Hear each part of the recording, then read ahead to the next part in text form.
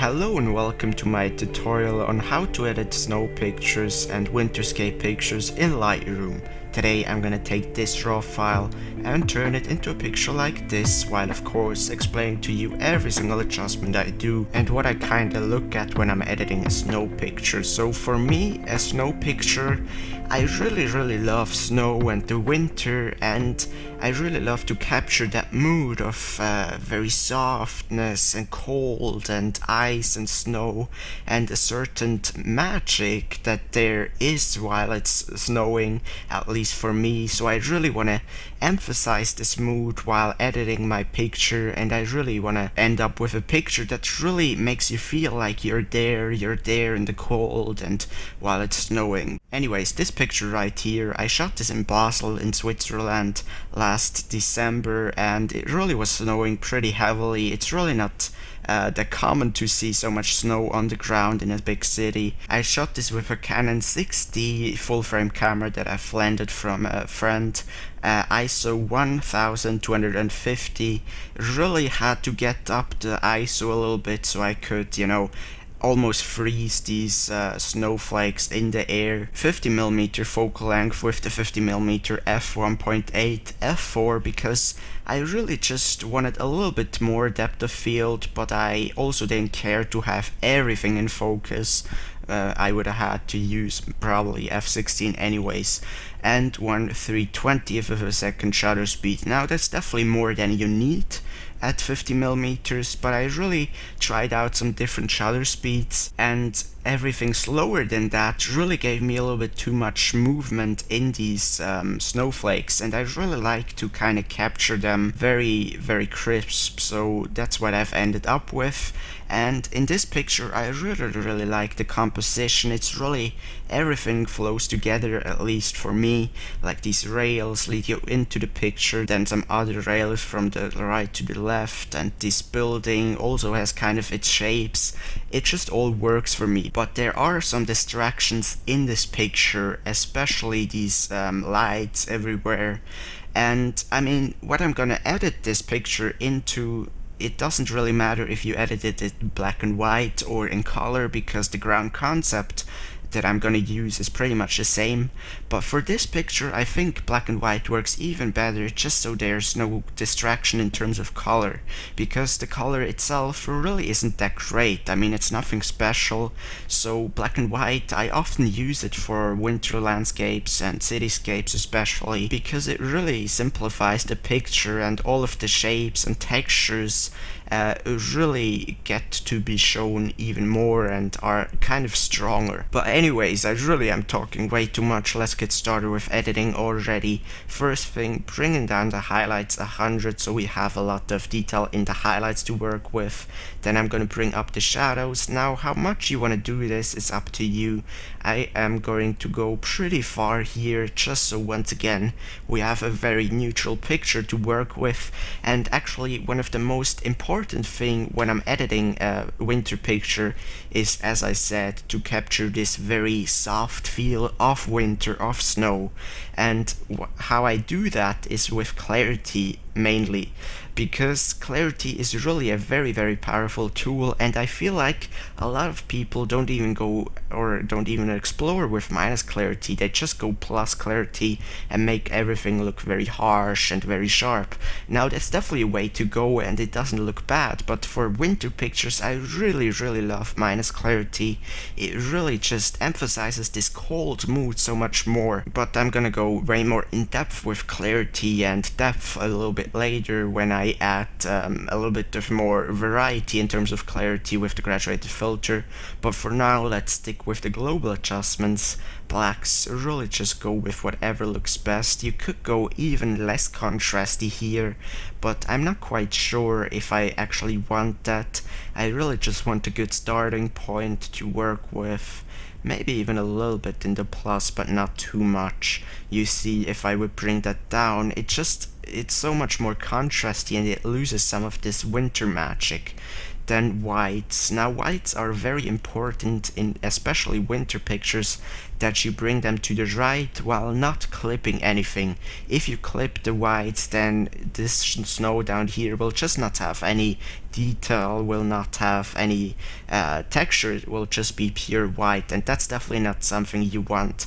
And usually you can press the Alt key down and bring it to the right, and whatever is not black means that the whites are clipped there.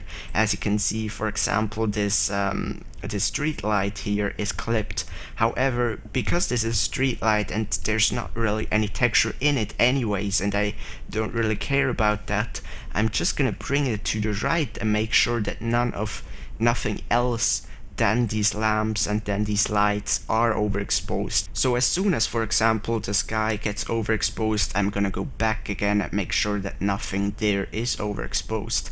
It's really important, especially in a winter picture, that you bring the whites to the right so you end up with a lot of dynamic in your picture. Then let's see contrast here. Here you could once again go even more minus contrast. However, I feel like that's almost a little bit too much, a little bit too washed out. So I don't think I'm gonna go plus. Maybe it's just a little bit of plus. I like this look. Once again, we're gonna work with a lot of graduated filters later to really get some nice local adjustments and to create some interest and depth in the picture later. Overall exposure is just fine. Here in color temperature, you could do, even in a black and white picture, you can play around with this, and it changes kind of the highlights and all of your tones in the picture.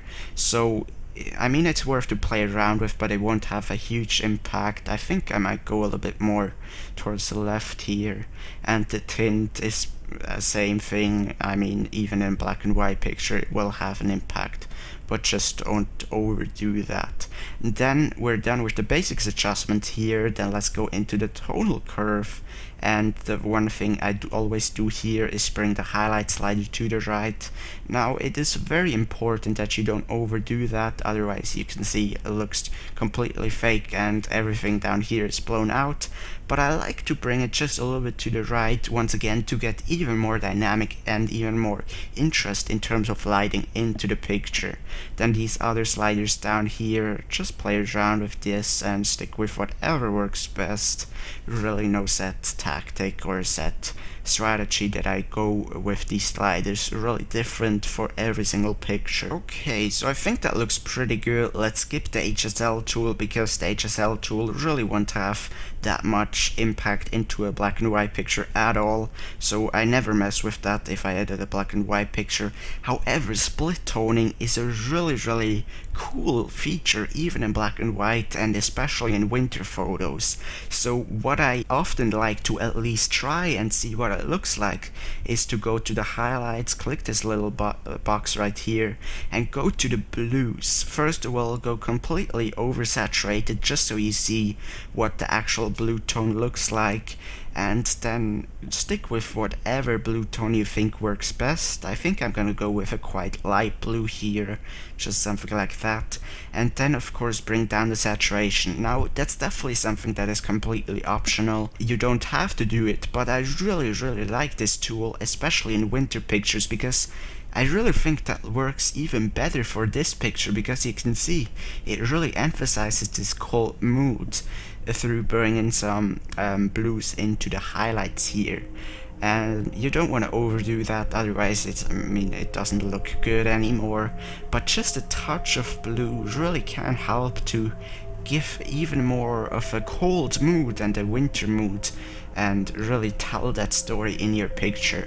Now shadows, I would not suggest you to also add blues in your shadows, otherwise it really becomes a little bit too much and it also gets a little bit too even. I really love this highlight tool because it adds more color into the highlights rather than the shadows, which really result in a nice differentiation in terms of color. So this is completely optional, but I would suggest you to at least play around with it.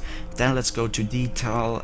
Because this is a winter picture and I really want to keep this very soft mood, I'm not gonna add any sharpening, even though in most of my usual landscape pictures or any of my other pictures I do add sharpening, but because this is such a special, very soft feeling picture, I'm not gonna add anything else but what Lightroom has set as default. And of course, because 25 is still something, I'm gonna bring the masking slider to the right so I make sure that none of these large patches of snow or the sky is selected for sharpening.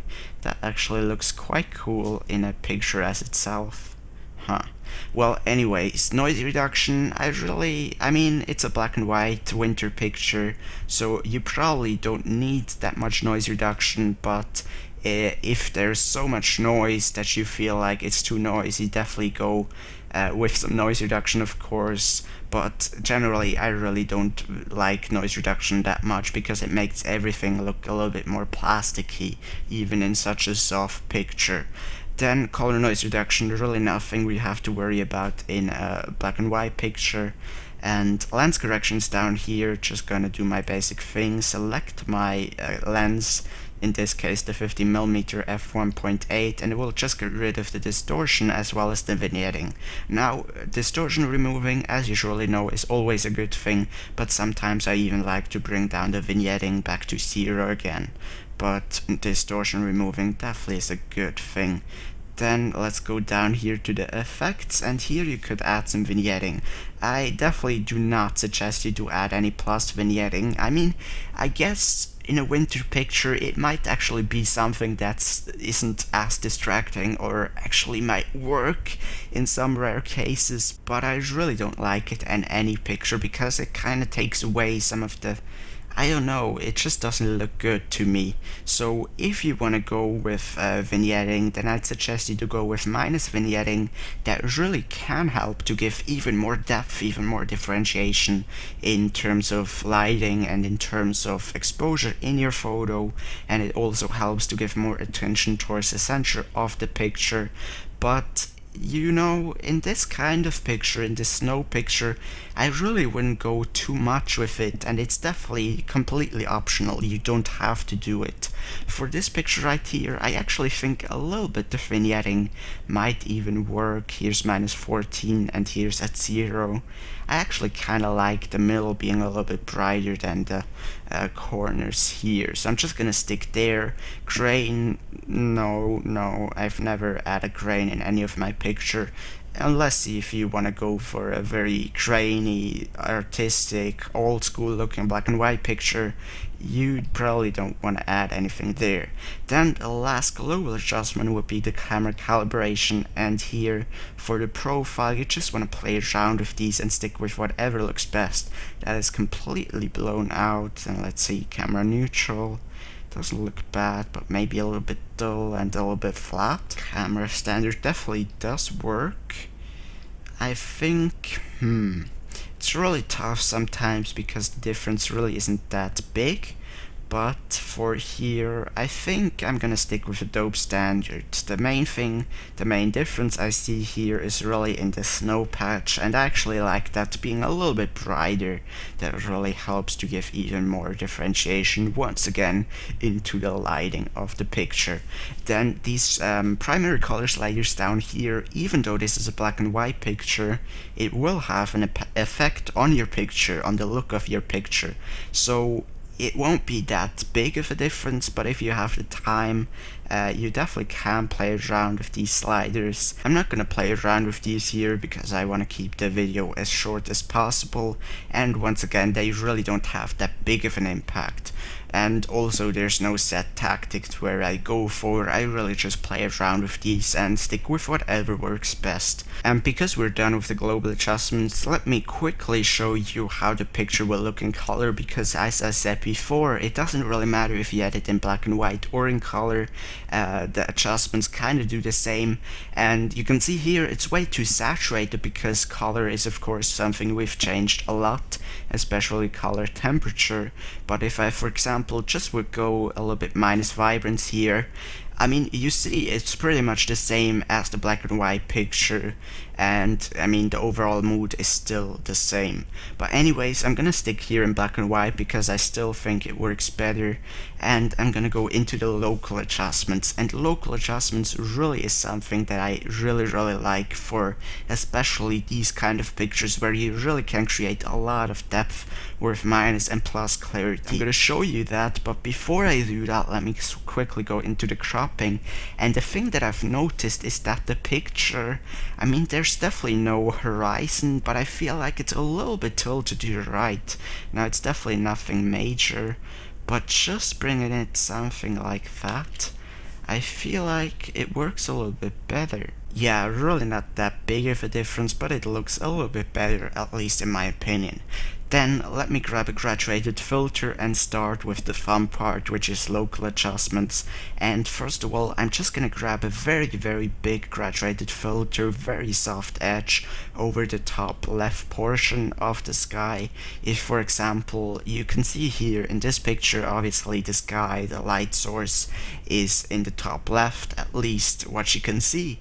If you, for example, have your light source in the top right, you maybe want to make your filter look something like this. But the main idea here is that I really want to emphasize this kind of lighting in the picture. And even though, of course, up above of the picture that you can see, it's still, you know, sky and it illuminates all of the foreground, but I really kind of want to almost act like this is the only source of illumination and really at least emphasize the plus exposure a little bit more towards the left. That way you really can create some dynamic and some interest in terms of lighting, even though it might not make any sense. It's just that you don't overdo it. That way you don't even notice it. That's the whole point. It just is supposed to look a little bit better, a little bit more complex, but your viewer shouldn't even notice that, for example, you've added plus exposure there. A lot of words, maybe a little bit less sense, but anyways, I'm gonna proceed with clarity here, and I really, especially in winter pictures, like to bring down the clarity for the sky and for the distant objects, and I really like that look, so I'm gonna go quite a lot minus here with clarity for the top left portion and really go crazy with it. Here's before the graduated filter and here's after, so you see just so much more dynamic in the picture, and I really like it, and it also looks completely natural. Then I'm gonna grab another graduated filter and this time bring it over the bottom right of the picture. I'm gonna have a very soft gradient here as well, and I'm just gonna go a little bit down with the exposure, just a tiny bit, and maybe even bring up the clarity, so that way you get an illusion of the foreground being kind of sharp and a little bit darker because the light doesn't strike as closely, and the background to be very soft because it's distant and there's snow and spherical distortions and all that stuff. But anyways, that way you can create a sense of depth and really complexify the picture and make it overall look a little bit better. So I really like that. You don't want to overdo that even if you could, but that way you really, I mean, what I'm trying to do here is to create a sense of depth with making certain areas a little bit sharper, a little bit more contrasty, a little bit more clarity than others, while still keeping the overall picture relatively soft. I have no idea if that actually made sense what I said, but I hope you get what I'm trying to say. So here once again is before graduated filters and here's after. We really created the illusion of depth, even though it's really everything pretty evenly lit before that, and I definitely think it makes the picture look way more interesting and way better. I think we're pretty much done with the graduated filters. Maybe actually let me try to grab another one on the bottom left here. and just bring down the exposure here as well to even emphasize this differentiation of exposure even more. And I actually think it works. Sometimes you really have to try out and maybe add another one and some other part that you think it could look good. That's a great thing with Lightroom and editing your pictures on a computer. You really can go with every single possibility, and if it doesn't look good, just delete the adjustment. I feel like I'm mostly done here for this picture, but I'm gonna add some dodge and burning. Now, dodge and burning is making individual parts of the image darker or brighter, and that way you really can create even more complexity and even more interest in terms of lighting. Now, I know you probably have heard that a million times if you've seen any of my previous videos, but for those who haven't, I usually use the rail filter for that. Be sure to that you invert the mask and the feather is at 100, and then I just kinda create some ellipse shaped filters in all sizes, in all varieties, and just first of all start with plus exposure. You can mix that, by the way, with color or a little bit of clarity. I'm gonna add a little bit of clarity here, and you know, just play around with it, see if there's any boring part on the image where the lighting is very flat. For example, this wall here, just add one, something like that. Maybe duplicate, add another one here, and that way you really can create additional interest. Just to be sure that you don't overdo that, otherwise of course that completely doesn't look natural anymore. But if you just do it a little bit, you really just want to complexify the lighting without the viewer even noticing that you've added any dodge and burning in your picture. I'm gonna duplicate this one again, maybe make a little bit of a brighter spot here. If you really got a lot of time and you're editing for yourself, of course you can fine-tune these way more and, you know, kind of change the exposure on every single filter a little bit differently, and make one very big and one make very small filters as well. That's, by the way, something I use quite a bit. For example, maybe the street light right here needs a little bit more exposure, and then I'm gonna duplicate it again, maybe a little bit more down here, maybe not, maybe down here, maybe a little bit more plus exposure right there, kind of turn it so it looks natural. Maybe one more over there, quite a big one. I mean, you really can go crazy with it and spend a lot of time doing it. It's really up to you if you want to do that. I definitely suggest you to spend some time with it, especially if you're dodge and burning for the first time and you don't really know what it was gonna look like. So definitely, if you're still learning, give it a lot of time and definitely play around with it at different levels and at different locations.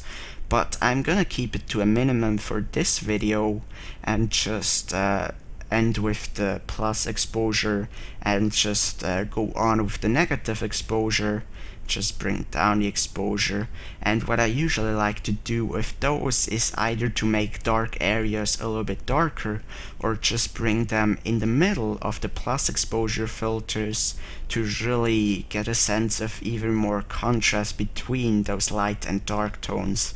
So I'm gonna do that here. Maybe this part should be a little bit darker, and then let's see, the street is a little bit too bright, maybe something like that, and maybe have even a large patch of darkness here, maybe a little bit more into the minus. That way you really create depth and interest in your picture. Another one over there, maybe a very big one. That's definitely way too much, but just a little bit. And a thing that I just noticed, I'm gonna grab another plus exposure rail filter and just kind of create a spot of light down here. So I think I'm pretty much done with this picture. Of course, once again, if you're editing this for yourself, you can really go crazy with it and maybe even zoom in and try with some very small radial filters. But because I want to keep this video short, I'm just gonna stay there and say that I'm done. So here's before any radial filters and here's after. It really does complexify the light a little bit without really being obvious, so that's really the point of that. So I think I am done with this picture. Let's see where we started at with the raw file. Here is the raw file, and here's the raw file converted into black and white without any adjustments, and you can see it's very harsh and very contrasty compared to this very dreamy and very magic winter mood that I've ended up with, and I really like this look of this picture. Just to show you once again that it doesn't really matter if you edit in black and white or color.